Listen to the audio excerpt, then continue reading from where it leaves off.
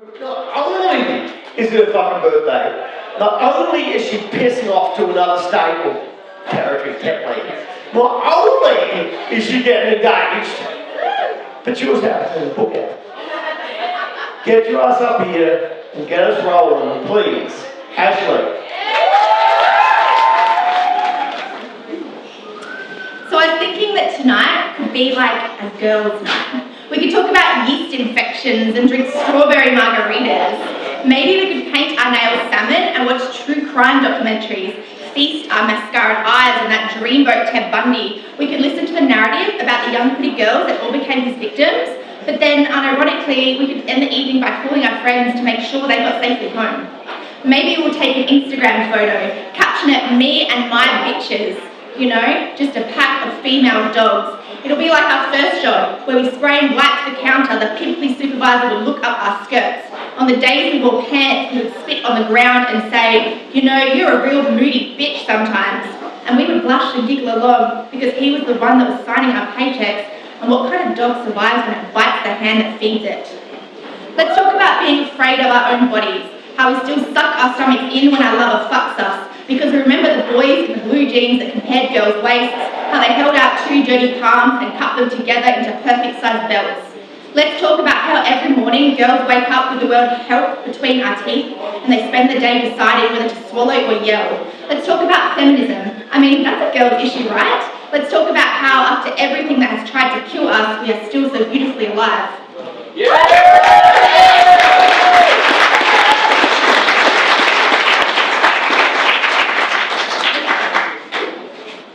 Things I am when I am not being a feminist. I am a riverboat full of red wine. You must bail out buckets of liquor to get into me. I am a haggard split fingernail, embarrassingly unfeminine, free of sparkling nail polish but still parading. I am garish in a startled way, like a mouthful of teeth with a cold sore. I wear glasses while sipping hot tea, steamy and fish-eyed. I remember to write poems everybody can relate to, especially old white males. I walk past men on the street and I try not to listen to whether their footsteps slow down behind my back. I am often grabbed in bars and I'm told to calm down when I howl at them, face full of righteousness, fist full of girl. I am a hurricane of female emotion, too much for the boys' club, or cry, or fuck, or crying when I should be learning how to fuck, how I should keep it to myself, be pleasant, be given one. This body is reduced to a faucet of sweat and tears and I cannot do more than run. I let my boyfriend put his hand over mine and he marvels at the size difference. He tells me how easily he could break me. I know he's saying it to make me feel safe, but all I hear is, you're lucky I haven't had to.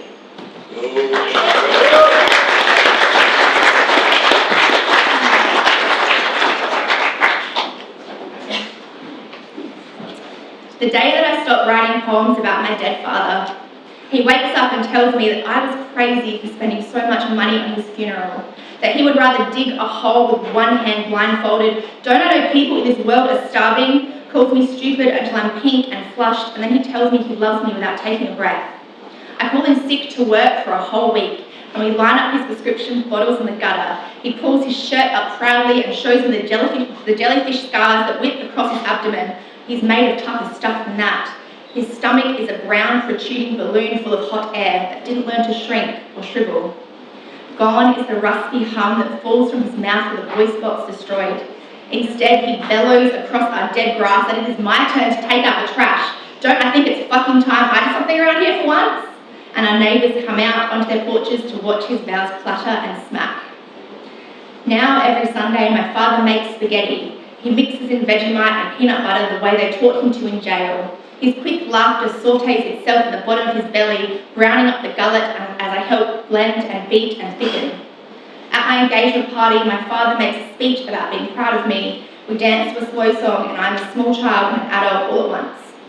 We move him in next door, throw out his old TV with hard rubbish. It rusts on the street with other things that didn't work, like chemotherapy or the Bible.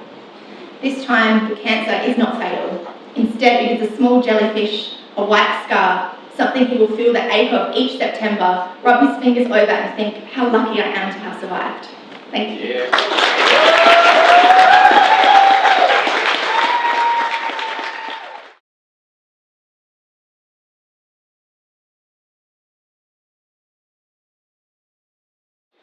somebody who I first met through the Australian Poetry Slam, who has become an absolute fucking angel of mate outside of it, and is the anchor for us on this book. Please, Alison.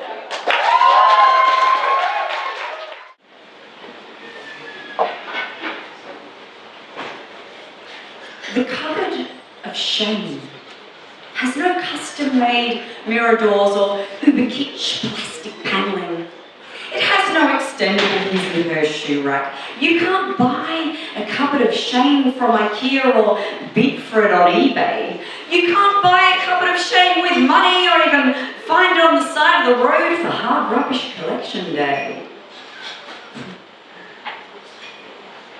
The cupboard of shame is built by you and personalised with your own regrets and denigration, uncomfortable secrets, taunts and humiliation. It is made of whispers and asides, scoffs and judgment, hidden secrets and denial.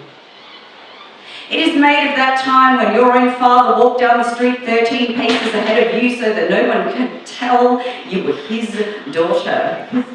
It is all the times your body was exposed to doctors' eyes as an exhibit in the Museum of Sickness. It is made up of the assumptions of your mental state by men in business suits with folded arms who reek of mid-range aftershave, who think they know you and what you are made up of. It is the root of your addictions, the bane of your afflictions, madness and pain, sane or insane. It's all locked away safely in your cupboard of shame. It is all the fractured ribs and grated knuckles, all the bloodshot eyes and lost dreams, all the regret of youth disappeared. It is going to sleep at the age of 18 and waking up at the age of 32, not remembering who you are. But the cupboard of shame, it's just a cupboard. And cupboards can't last forever. They get damp, mildew.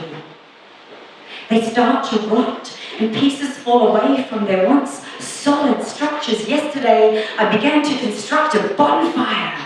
I slowly peeled small splinters of wood from the legs of my cupboard of shame. I unhinged its rotting doors. I put an axe to its broken frame. And someday soon I shall be warmed by its bittersweet flames until all that remains are the blazing ashes of memories left from my cupboard of shame.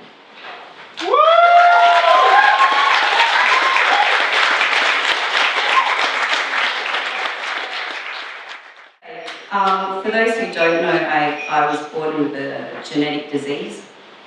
It's a degenerative disease, so as I'm now 175 years old, it's starting to show its effects. So I'm just really fucking stoked I'm here tonight, because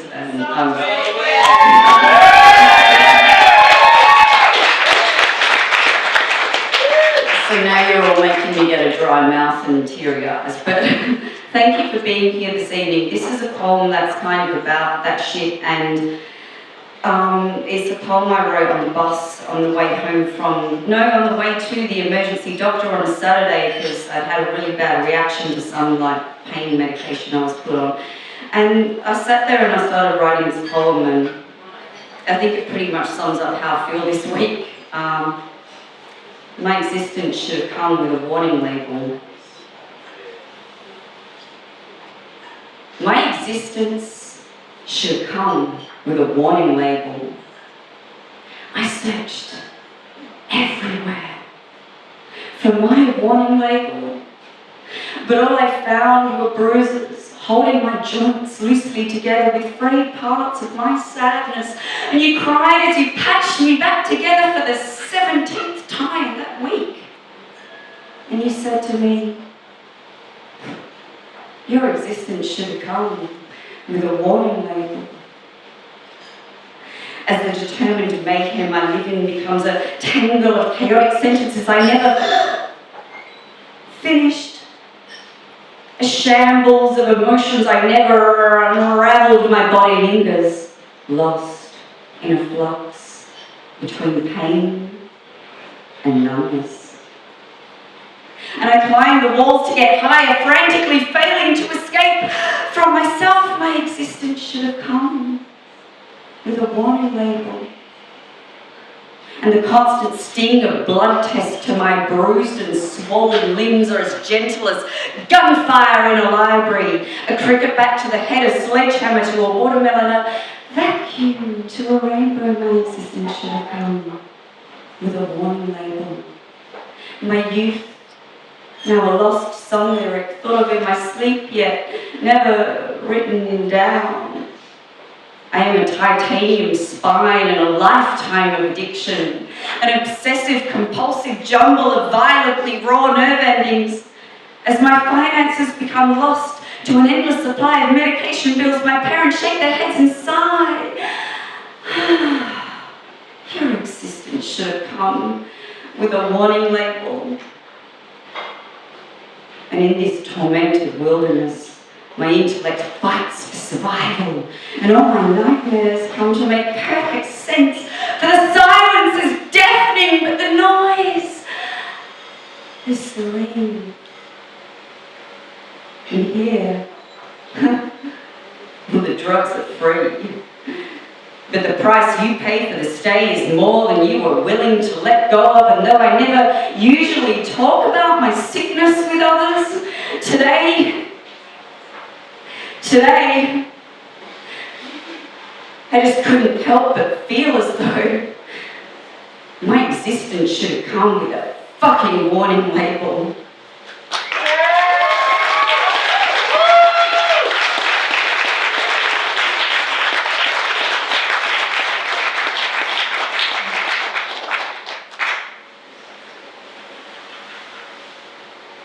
Selective mutism came to her at the age of 4 when their kitchen blazed flames like war paint through her hair. She is fight or flight, volcanic dynamite, a raging accident that was never meant to happen. So she begins to swallow her voice into pretend smiles. Her body now a news headline, screaming emergency evacuation alarm through her skin. She is the property of everybody else but herself. And by age 13, she has muffled her words under 17 surgeries, 1,195 sutures line up on her bookshelves in place of her childhood fairy tales. Her scoliotic spine is a twisted column of angry bullets, aflame with all the sentences she has trapped inside her torso. I guess even silence gets too heavy to carry after a while. But she stays quiet, and at 18 invents imaginary flesh on her bones that only she could see as she starves out her secrets behind a neon billboard made of unexpressed scars. She is Braille lost in translation, a rainbow on a black and white TV. And at 37, the septic run-on sentence of her body is a broken metronome of sickness ticking wildly out of sync with the rest of the world, and she is tired of being fucking quiet. And then this thing called poetry comes along, yet slaps her in the face with its dancing textures as she begins to feel every adjective she ever clenched into fists come cascading out the pores of her fingertips. Because on this stage, the beating flames of our stories ignite into a beautiful cacophony of cracks and imperfections. Words like bullets ricochet from tongues, missiles to eardrums. We are poetry. And on this stage, we don't need to be quiet anymore.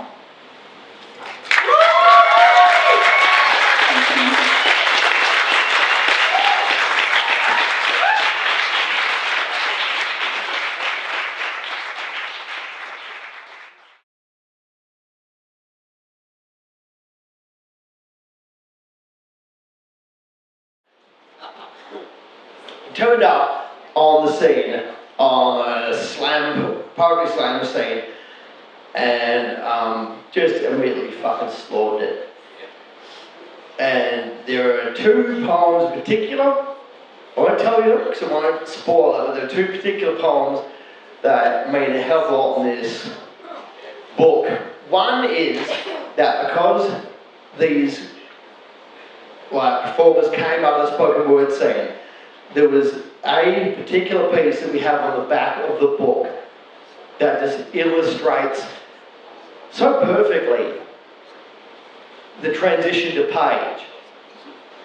And then there is another one that has a very, for me, has always felt like a very deep personal meaning in that, I mean, many young women out there may be performing about problems of young women, but she was performing one about the problems of young men that I so completely related to. The first time I saw it, I heard it, I fell in love. I basically insisted that it be in the book because I just loved it that fucking much. But please now, somebody who is actually a resident of Melbourne, you betrayed me, bitch. She is now a resident of the second best spoken word scene in Adelaide, and fucking Adelaide, sorry. Fuck you. Please, to the microphone, Chiara. Take the time to learn someone's name. My bubble would direct me. Practice until your mouth can accurately produce their identity. It is important. Take the time. You see, your name is a gift given by your past. Wear it like a badge because it is the oldest gift you own. And no matter where you go and who you become, it is always your answer to directions home. And when they stumble, mumble, or guess, do not turn away, do not settle or resign, stare and repeat.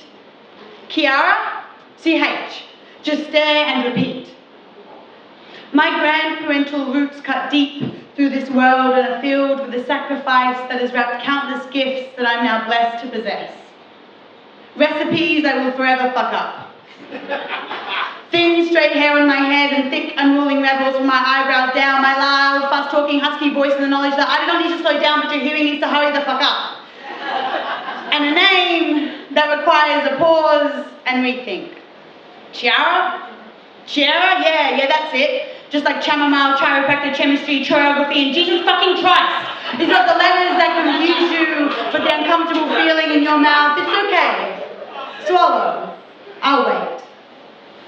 You see, my name is more than 3 syllables, consonants, and vowels. It is the wings that brought me here. It is the story of a match made, two who agreed to marry each other from a few letters and a photo, and from 2 separate hemispherical promises came together to make one new globe. It is the story of the poor girl timing her river-washing chores to align with the break of the field-working, even poorer boy, making glistening eyes at each other as the river bubbles between them. So he begs for her hand and takes her sailing to what they hoped would be their promised land. A name is more than the vibrations we produce and shape. They are an earthquake, through blood and bone, through love and loss, through time and space. And with that, this world grows larger with every new introductory handshake. Assimilate is not the goal you should take. So when they stumble, mumble, or guess, do not turn away, do not settle or resign. Stare and repeat. Just stare and repeat, stare and repeat, stare and repeat. Swallow. I'll wait. I just realised my belt was just there.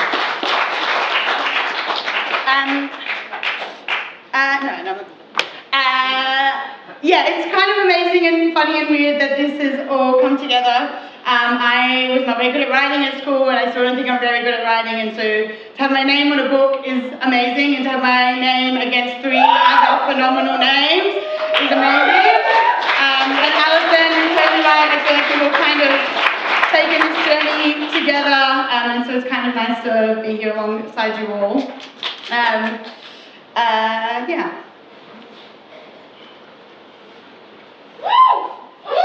It's coming. Now, it's it's that scene. Teen movie, pop soundtrack, music blaring, no space to spare, and two characters crash. Ding. Release on impact. The camera pans to protagonist and I'm a mess twisting in stress. This is something I've suppressed, but you've undressed it. You're a light bulb. Girl, warm up and movement slow. This isn't how this normally goes. Glitter, beer and sweat, that's how we met. Crowded dance floor. I haven't seen you move like that before. Breathe out in. Breathe out in. Double take, no, I'm just staring. Shit, eyes flicker back and daring, damn. Now you're staring. Music still blaring. Song change, you go to sit and sip. Life's been leading up to this, blood pulsing in my head, silence now surrounding me instead, and it's that scene. Feeling fucking 15. Dogs tiptoe to your corner and I sit hip by hip. Fingers numb, sounding da-da-dum, stuttering compliments, your cue, cut to, wait with drunken breath, swallow, reset, it can't be over just yet, and it's our scene. Light bulb crush, crashing through eyes, wide shut, you smile. Jaw twitch, your laugh trickles down my neck. The phonics vibrate through my chest plate, nearly winded me, but I retaliate. You move, I move. You move, I move. And the camera gets in real tight. Lash freckles, hair standing upright, the music swell, the people slow. Just you, me, tugging on our clothes, inching, eyes locked in set lips, quivering with each breath. Breathe out in, my hidden corners you've illuminated. Your curves flip me unorientated, and I'm so sorry if this is unreciprocated, but I want to taste you till inebriated. The way I feel for you, I can't articulate it. This is anything but uncomplicated, but somehow I feel authenticated. You're a light bulb, and I'm liberated, and ding! Crash our lips, hands and hips. Release on impact. Thank you. So the last one, like you said, is for males and for boys and for male identifying people. This one is also for you, but a slightly different tone. You might pick up on it. This is a robbery. A thievery unapologetically taking back all that was drained from my veins. Shaved off my soul, sneaked and plucked, but sometimes smacked like the rip of wax off skin. This is a judgment day call, and I am coming for you. Wog boys, fuck boys, mummy's boys, oh my god. You thought you could spread all over the delicate concoction of old and new matu, with your overcompensatingly masculine, thick-necked, chin-first, chicken dancing personification of a boring thrust. Ma'o. You are no longer the poster child of what it means to be birthed by olive-skinned queens. Knock, knock. This is a street fight. So you better call your boys, all the Anthonys, Tonys, Tones and Dions you've got, because baby, the Wog girls are here. And we may have been nipped at the ankles, waist and neck, ma trovete belle paura, perché le nostre nonne e le mamme have fed us. More carbs than you can handle, swimming rivers of sauce that would make you choke. We shake, demanding space, hips, tits and cheeks. Sevilla style, everything you see I owe to spaghetti in the hands of the goddesses before. This is a family war of operatic proportion. And we are armed with our coffee ground vodka smooth voices, proof of the passion, vitality and anger we held in our throats just for your ego. Dial up full volume, blast and strip you of the holy female forms you have strip you of the holy female forms you have tattooed across your dignity like a band-aid. La Madonna cannot save you. That Bella doesn't give un cazzo about your fuckboy problems. Now pay attention, il bambino. This is a debt collection. So grab your bum bag and start filling. Start with all the time you greedily drank out of your own mother's eyes. Next, all the space you invaded and humiliated, compressing your girl until she was subserviently thin. Big man next to small girl. Next, step all the confidence you poisoned with fear as you vomit lazy cat calls from your Commodores, techno music blasting out windows as cigarettes drift out windows. As now vapes drift out windows. I have to put it up there. This is a toast for the pantyhose soldiers. Pantyhose soldiers that had to sign their life away and sail away to a stolen sandpaper land. Husband and wife, they're on the ticket for a new life to give birth to sons who stomped on their daughters. This is for the daughters and the daughters of daughters. The time of the Wog boy is dead. Delete your account, take your 3-stripe uniform and throw it out because bello. Watch as those stripes get dizzy running up and down my curves. Our tongues are thicker, our blood is thicker, our tongues are faster. We are life bringers in earth, in womb, in kitchen. Hands up and freeze. It is us who brought you into this world, and it is us who are taking you out.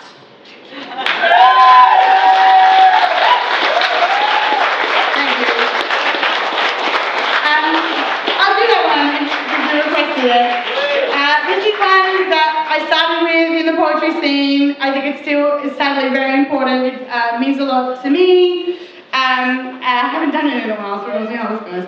But I think it's very important. And when I wrote it, I just want to acknowledge when I wrote it, my understanding of people who menstruate was much more limited. So I just want to acknowledge that not all women menstruate and not all people who menstruate are women. But that is referenced in this poem.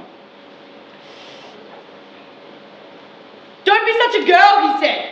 Don't cry, he said. You bitch, you pussy, you fag, you girl. Don't be such a girl, he said. But I'm a girl, woman, half the world cried. We can survive 5 days of constant bleeding. We can bring the life if we want. Girls just want to have fun. Oh, and untaxed tampons. And easier access to birth control, and to not be told to hate our bodies, and to not be sexually assaulted, you know?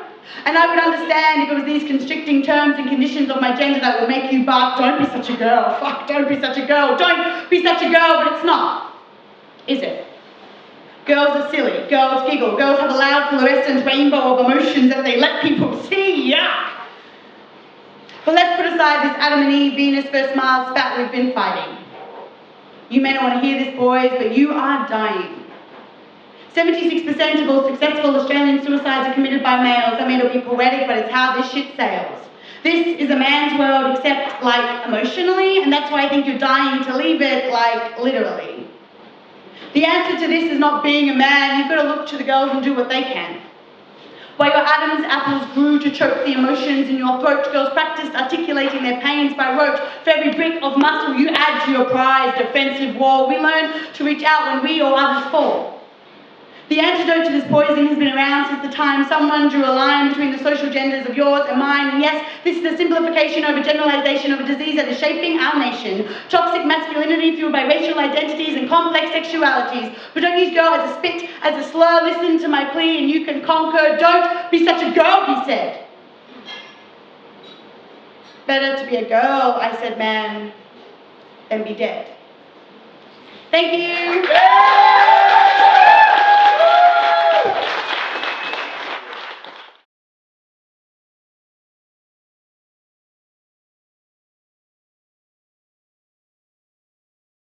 Form as a fucking family because you're hardly in this for the money.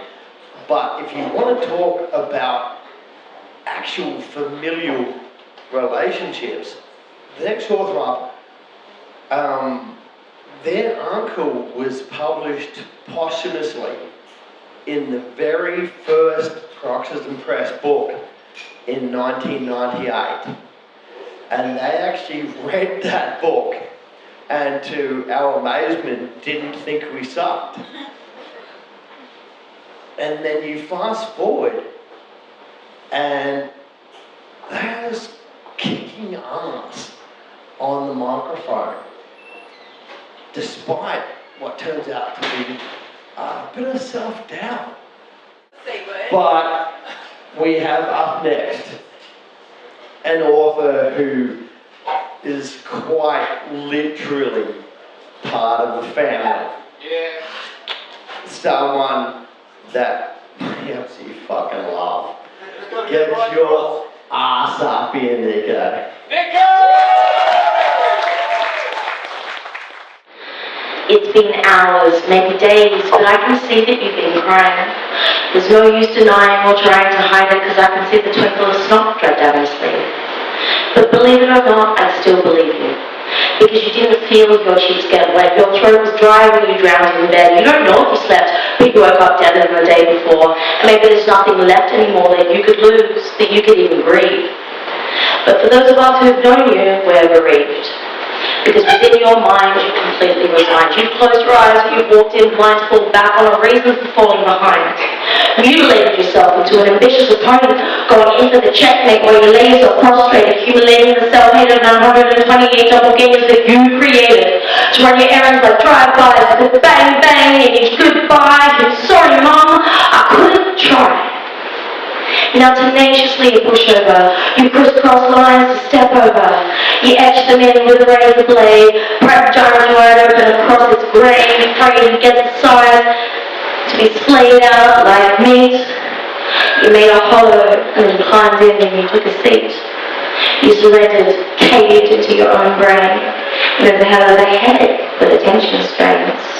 You only see sharp edges in a paper plane these days, like you've forgotten the way to fold them, hold them, let them gently float away, like you've forgotten how to play.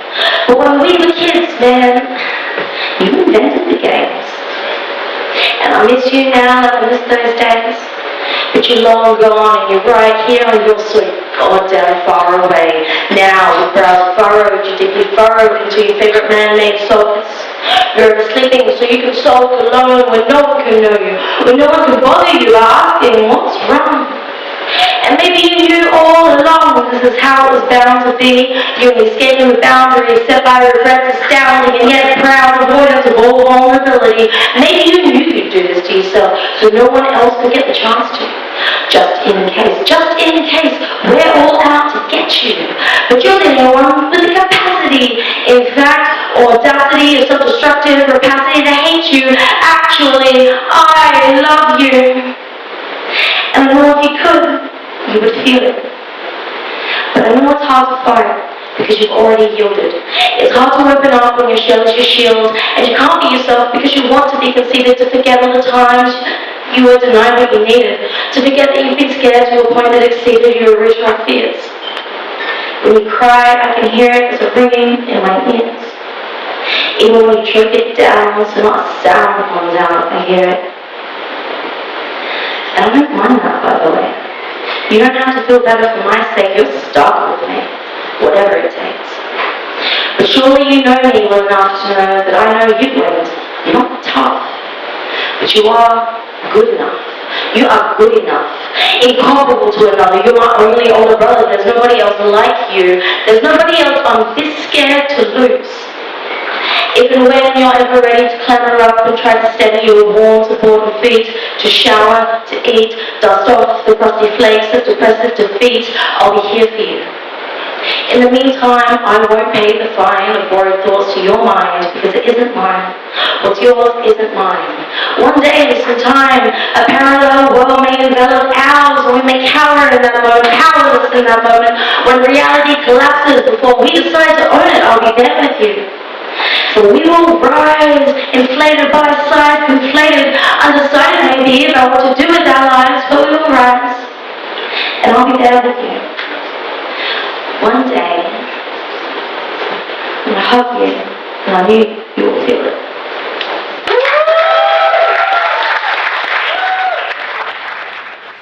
I am an adrenaline pen drawing new pathways until I can tell the difference. I am epigenetically altered. I am transhuman, and I don't care if I'm passing. Transducing, I'm memory trained to turn to energy, the whirling tide. While I'm becoming self-centralized once more, I'm nothing. I'm one. I'm zero, and I'm both because I'm empty as in whole. But it's not so deep. Allow the secrets to stay the same because family history shall remain as it's always been. But my blood's now red between the lines. I'm learning how to change my mind. I'm splitting cells and growing kinds. I'm growing nervous. May these thoughts be non-invasive. A saltatory exploration with my attendance mandatory. I'll sign consent to tell the story. A concession to confessions. May we wither without our woes or go grow senescent with intent. Are you nervous? I am. Reintroducing, renaming, and reclaiming myself is just a matter of time, a frame of mind. And metamorphosis is just a metaphor for this change. My amygdala left limbic loop to lip and antiquated, so I learned to limbo.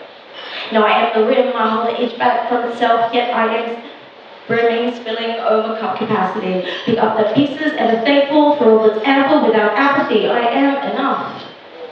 So I sign and collapse. I let my diaphragm relax. Decidedly inside of me something glitches to skip me back on track. The circus.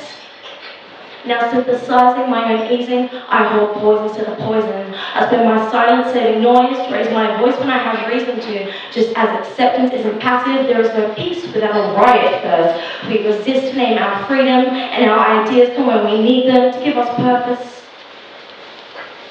Reacting and reenacting and abstracting myself, I'll leave the skin of last season behind. metamorphosis. It's just a metaphor for this breakdown that I'm having, and I've had it, and it's wonderful. I'm electric, I'm potential, I am the difference. This world past has never failed me. I move forward faster and more fervently these days with I advance and I expand.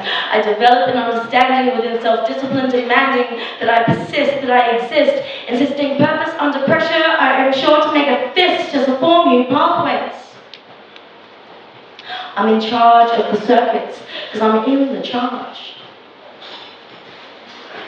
So by my will, now I charge forward, now knowing that I will be the difference and I will change my mind. People uniform in their yawning anti-faces, in their demands and expectations. I'm out of smiles, but still, I fake it.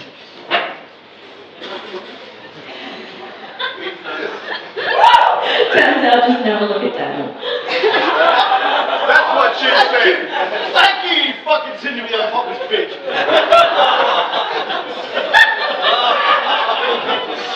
I'm out of smiles, but still I fake it. I make the same drink 300 times. Is this one mine? I don't know, man, take it. Before I know it, my day's being wasted, basically just waiting out the pay slip. I'm near the end of shifting feet, left, right, or right, clock, tell me how long is left. It says $11 more and 75 cents, but I'm fucking spent. So I hide out in the staff room, coincidentally the bathroom, and I piss away $1.95, and then I guess I wait against my rent, pick up my pants, and wipe all benches down, then twice again before pretend. It's all for show, you know, for the CCTV circus, glowing blinks in robot eyes, no one inside, but still I smile and wave to pass the time, bomb ticking clicks of tongue and rhyme, I lose my mind. Fuck it. Mop and bucket soak me up, then squeeze all of what is left. The token broken shards of trying hard, falling from my every breath. The summer landing in my chest, the stab of never getting rest. Because I spent all night unwinding, a bit in bed, a bit of writhing, and then barely a blink of blank before the blaring beeps arriving to say no sleep for those still striving, to say success was worth the stress, was worth the compromise and crying. Get out of bed, heads 5:30 a.m. and shit kicking fuck, get up now. Go and do it all again.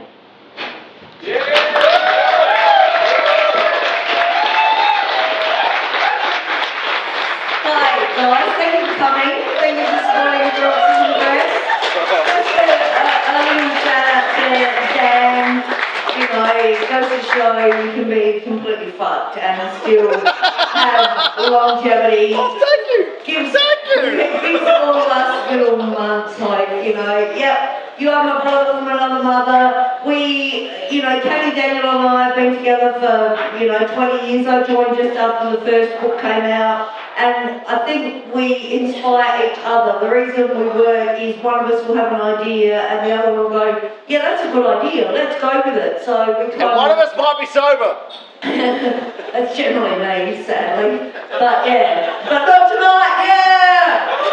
So thank you for coming, thank you Daniel for holding your shit together and getting out a beautiful book. Thank you all for coming.